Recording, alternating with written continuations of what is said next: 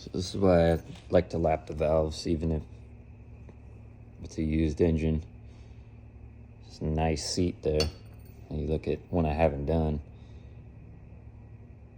it's pretty rough, which all you're doing when you lap them in is polishing them to the seat so they fit and seal perfect. Intake and the exhaust. Oh, that pretty blue. Also got the Comp 910s and these Comp Cam shims. So I don't remember the Comp Cam shim stuff, but let's see, 910-16, and these are 3135 on the stamped on the shim. So put one shim per rotator, put the valves back on, and you're good to go. So almost have this one done. One more to go. Put it back together.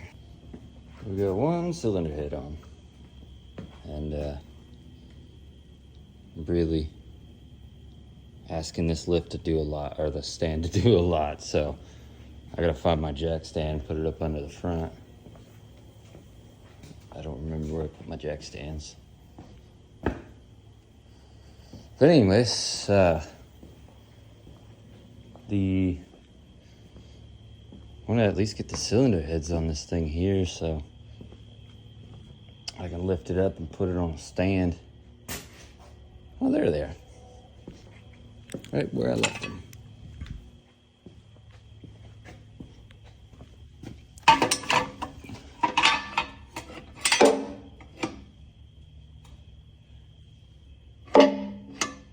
Perfect. Now if it falls, it only falls an inch, and I'm good. Oh, but yeah, no, I want to get the cylinder heads on it and torque down so that I can pick it up and build a frame. I got some 2x4 tubing over there that I want to build a skid out of and set this thing on the ground, because I plan on making my exhaust headers and whatnot, so I want to get that going. So take it easy. All right, it's starting to look like an engine. I have 5 injectors that are within 50 to 75 psi each other. They're all popping nicely, so just set them in here for organizing them. Been cleaning up. That was packed full of crap. Been going through these, going through this, taking those to work. That's full of torch regulators. Oh, pow! Bunch of lights, bunch of CB radios. Still a mess here. I'm getting there. Clean up this whole wall. Got all my diesel stuff, fun stuff, more fun stuff, except for the torque converter, which is for sale, by the way. More fun stuff, so gotta put all this back. But I've been cleaning up all this area. So these are plugs. I'm taking those to work. These are high temp O-rings. So saving those as well. I'm gonna go through this area. Sort of went through that. There's just a ton of welding rods and then some gouging rods, which are pretty cool. I have no clue how they work, but I have the lance for it. Went through up there too. I got PVC stuff, cool stuff, hoses, lights and electrical.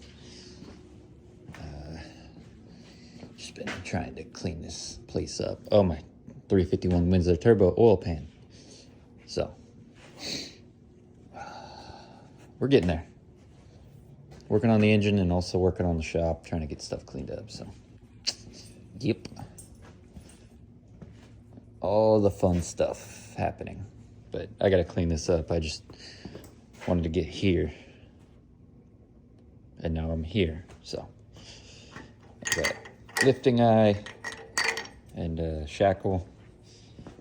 I have another lifting eye and a shackle. And chain this up. Gonna build a stand. And then I got my oil cooler apart, which I may or may not be able to fix it because it's got some serious galvanic corrosion. It was on one of these ports. It just was eating itself alive, so that sucks. You can see all the powder. So we'll see about that, but yeah. So I got 3 injectors left, and I'm trying to get to balance out. These 2 are like 100 psi low. This one's pretty low. Can't get it to set with any of these other springs because this one just wants to fight. But also check that out. Look how deformed that tip was. It got hot. She was not happy. So I'm glad I found that, because that would have probably blew the tip off of it and that would have sucked. But I got all my shims here. I've just been going and blowing, crack them open, shim them, check the pop pressure, set them aside. So we're getting there. Oh, and there's a couple different styles. You see how that one's flat? Well, some of the seats are actually flat on both sides, so it's a good thing to pay attention to. And then there's conical ones, which have a conical seat. So that was interesting to find. I mean, it wasn't like it was bizarre or anything. It's just, I feel like I've got some old injectors and I've got some new ones. Like, as far as 6.9, 7.3, stuff like that. So that was definitely interesting. But anyways, well, we got the engine cradle 9000. It's pretty solid. It's not level, but it'll do the job. Made out of random scrap I had. Welded with a V-War welder. I love that thing. But yeah, here we are. So now I can safely put this thing together and not kill that. Because it might say half ton, but it didn't feel like half ton with that on there. So I'd safely say it's 500-pound max. But I gotta put that 390 on that cradle. And we can start building stuff for this. I'm gonna put the flywheel on it, get the starter on it, get this thing to where I can fire it up here, and then put it in the truck. So that's the goal, at least. But still sitting pretty on welding gas, brand new bottle. This time I won't let it leak out. But yeah, I gotta put the flex plate and the engine spacer on this, engine mounts on it, and set it aside for now. Because I'm gonna try and install both these engines relatively same time.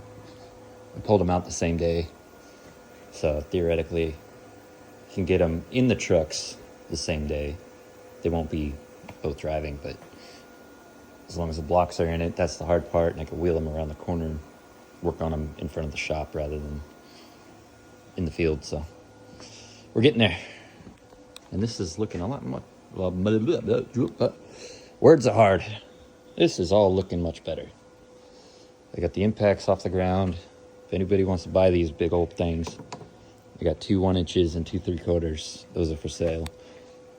And then I have CB radios that I don't plan on using, and Polymar Deluxe. So if anybody want one, hit me up. I'll sell them. So yeah, started cleaning this off and then made a mess because I was making stuff, but that's what I wanted to accomplish today, and we did it. So yay. So for my IDI guys, this is getting good. These Powerstroke 7.3 liter. Basically eBay headers. So you line up one port and it just gets further and further away. But these were cheap. These were 150 bucks and they're freaking awesome. But what I'm gonna do, I'm gonna hack them up, weld on a IDI flange to these, cut them down, and build a turbo kit. And yes, those are 7.3 Powerstroke. So they don't fit in IDI, but you can make them fit.